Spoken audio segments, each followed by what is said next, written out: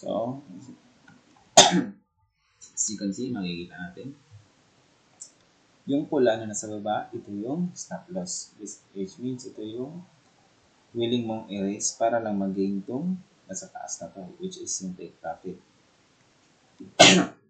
So, dito tayo sa trading view. Trading.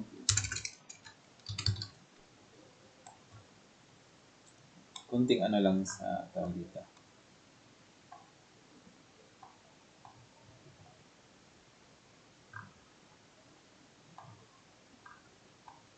Kunting ano lang para makita nyo kung ano tong yan. So, okay dito. For example, meron tayong yung chart is nakikita natin paakyat siya. So, it means magbabay tayo. Buy. So, we will place a position here by sorry, baliktad yung ano ko. Here, buy. So, which means yung stop loss natin, it should be below here. Dapat dito lang natin yung stop loss kasi dito ang huling ano niya, baba ng price. So, yung take profit natin is ito. So, na-adjust natin yung take profit na to at dito rin sa baba na-adjust natin to. So, you can adjust how much you are willing to how much you are willing to risk and how much you are willing to take. And tapos, sa ano naman, dun sa MetaTrader mo is yung your position should be tawag dito, your position should be calculated, or which is yung lot sizing mo is make sure na hindi siya risky, which is naka 0.01 ka lang if you have a standard account. Pero once meron kang naka-send type ka, it's okay, you can do one. So it only depends the standard account. So ito yung long natin, which is buy siya. Yung pula, it means stop loss. Yung mawawala sa'yo once na hit to, and then take profit. Okay, for example, paano ba na natin malalaman na take profit na? So, let's give example this one. Once nag-entry ka ng price dito, nag-buy ka. Once nag-buy ka dito, tapos nilagpasan na yung take profit mo, then your broker will automatically close this order. Meaning, automatic yan, kukunin na yung take profit mo kasi nakaset na. And then, if yung sa stop loss mo is na-hit siya, for example, dito, ganyan. Kunyari, tayo dito, nag-buy dyan. Dito na lang dito, yun. Nag-buy tayo dito na area. Tapos, ito, nakuha tong stop loss na to, it only means na loss tayo. Hindi tayo kumita. Automatic nag-close yung order natin, which is loss. So, ganun yun. And then, that's the example on how you do, kung paano ka mag-adjust sa stop loss mo at take profit. So, don't worry kasi in the next lesson, which is hindi na siya module, which is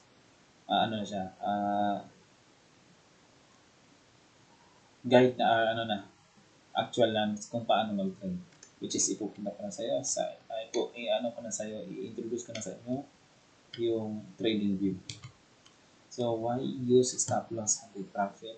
Of course, take profit order on the other hand is an instruction to automatically close position when the price reaches a specified level above the current market price. So yun nga, pag na-hit na yung take profit mo, it will automatically close. At pag na-hit yung stop loss mo, it will automatically close. This allows traders to secure profits. For instance, if a trader buys stocks for 100 and sets a take profit for 100, then the position will automatically close when the price reaches 110. So, hindi ka na magma-manual close pa sa position mo kasi meron ka lang nakaset. nakaset na take profit at stop loss. So no need to worry whatever happens sa market kung nakaset na yung position mo.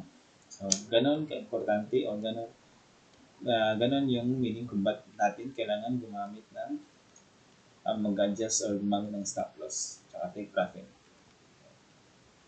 So yun. Next, limit losses. Stop loss orders prevent larger losses. So, ito rin yung pinaka-importante. Kasi, pag meron tayong stop loss, ma-avoid natin yung big losses. Or yung magiging masusunog yung account natin.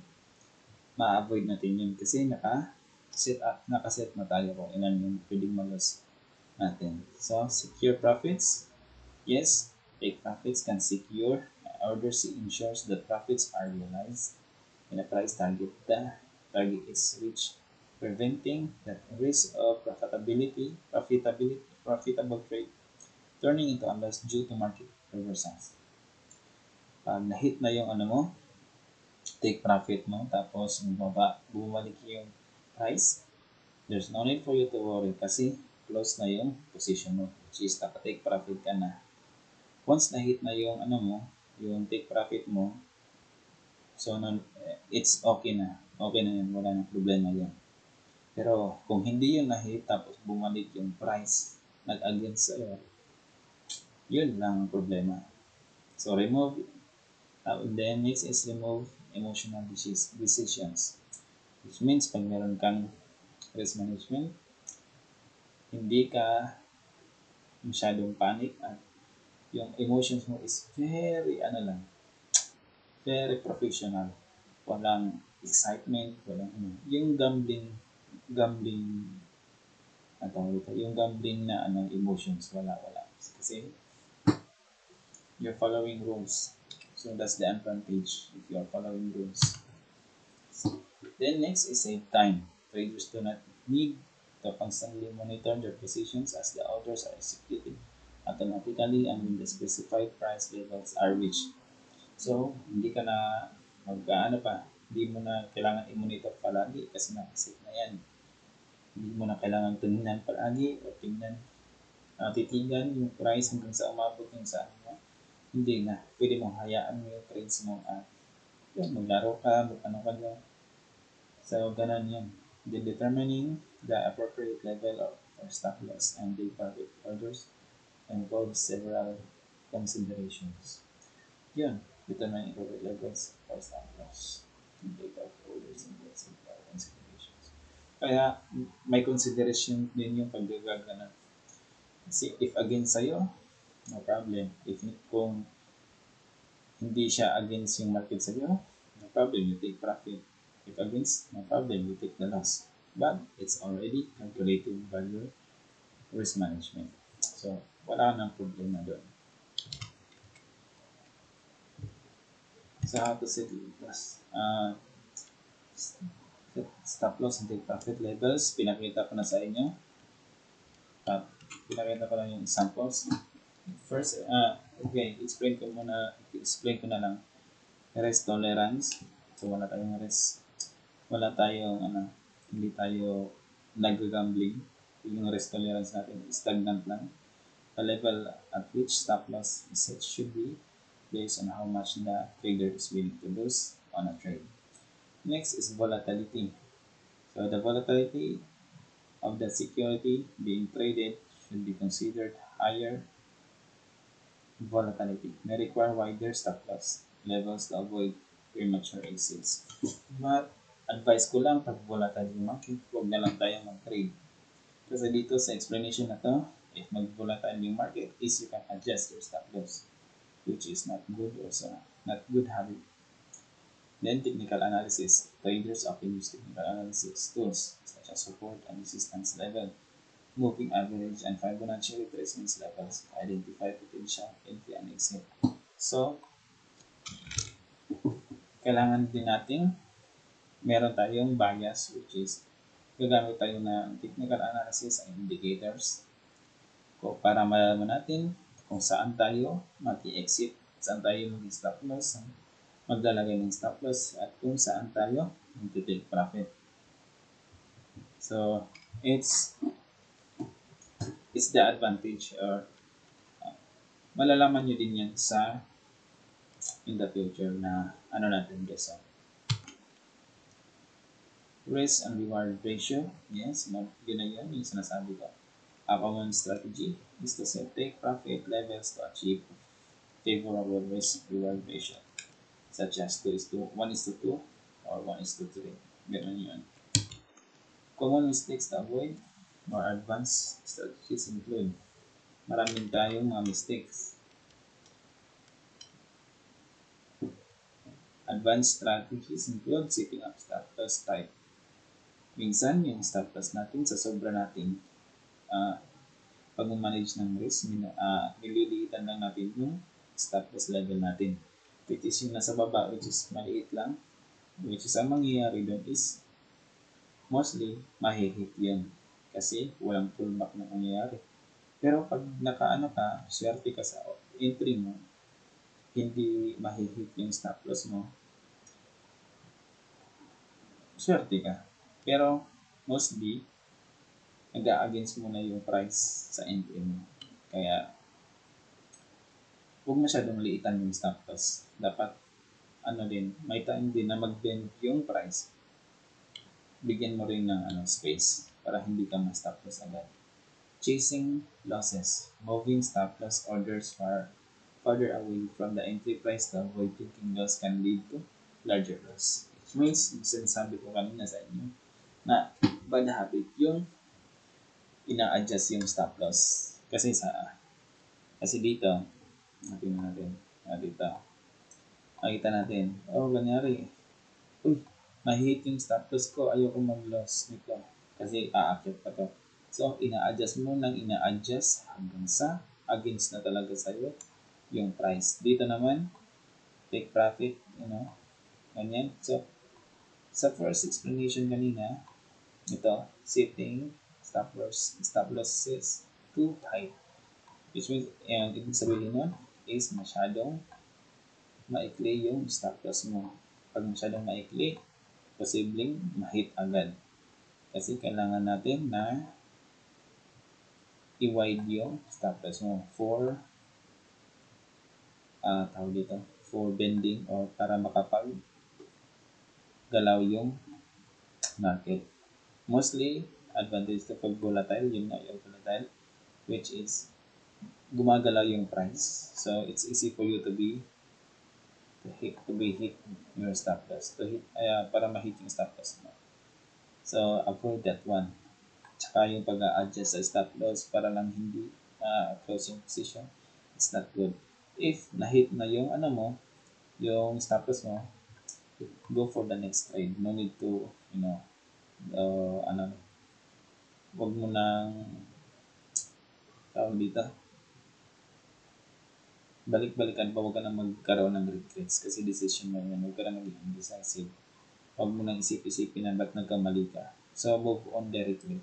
No need for, wag mo nang isipin pa. Then, next, setting take profits, targets too high.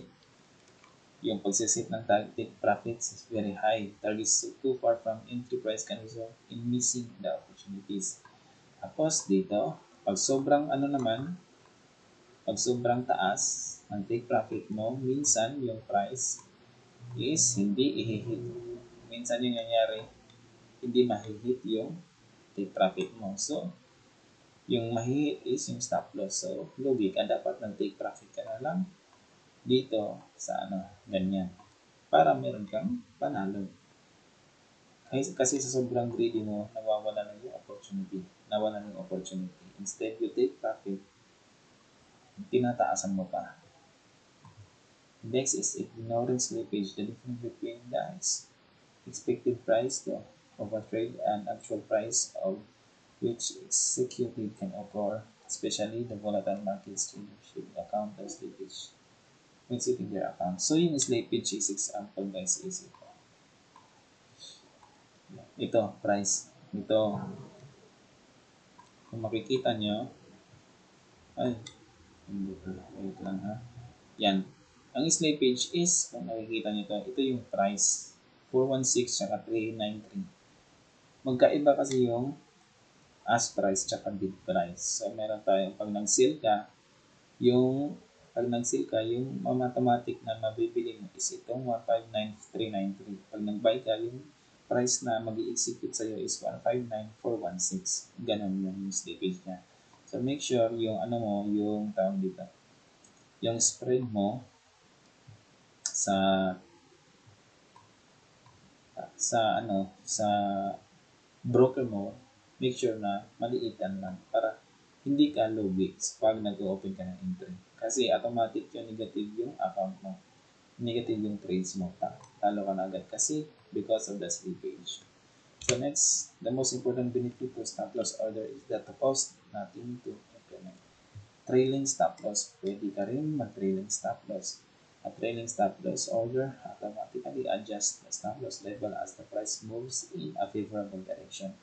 Kung na-favor sa'yo yung market, yung price, yung position mo, ito yung ginagamit namin stop. Trailing stop loss, which is once yung price is nandito na sa taas, kaya ganyan, nandito na sa taas, yung ginagawa namin is ginagawa namin yung stop loss, which is pag binalikan yan is walang mawawala sa'yo. So, tapos sa MetaTrader 5, yung ginagawa namin is yung stop loss inaakyat namin hanggang susundan namin yung price, which is called trailing stop loss. Which means advantage ka doon kung hindi or advantage ka doon kahit na hindi mo i-close yung position mo, or you can leave it how many weeks as long as hindi na-stop out yung ano mo. Ikaw na bahala, i-aakyat mo nang i-aakyat yung stop loss mo. That is called trailing stop loss. Partial taking, profit taking, at the key levels can help to secure some gains while leaving the remaining position open for potential profits. So, pag meron kang mga multiple orders, multiple execution, pag naka-profit ka na doon, make sure nag-take profit ka, even sa maybe 3 positions, if you have 5 positions, you should take profit the 3 positions and then leave the rest open para meron kang secured profits. Kasi pag nag-against na yun, lugi ka. Make sure you have a secured profits para hindi ka lugi. So, that's it for our module 7. It's all about risk management. And I hope marami kayong natutunan sa tinuro ko ngayon. I hope naintindihan nyo kung paano ako magturo sa inyo. So, thank you for listening. That's our last module, module 7. Then I will be doing paano ba yun? Ayan, basta ipakita ko sa inyo kung paano gamitin yung actual, paano na mag-actual sa trading. Punta na tayo dun sa actual trading. So, see you next guys on our next lesson, which is hands-on. So, thank you for listening. That's all.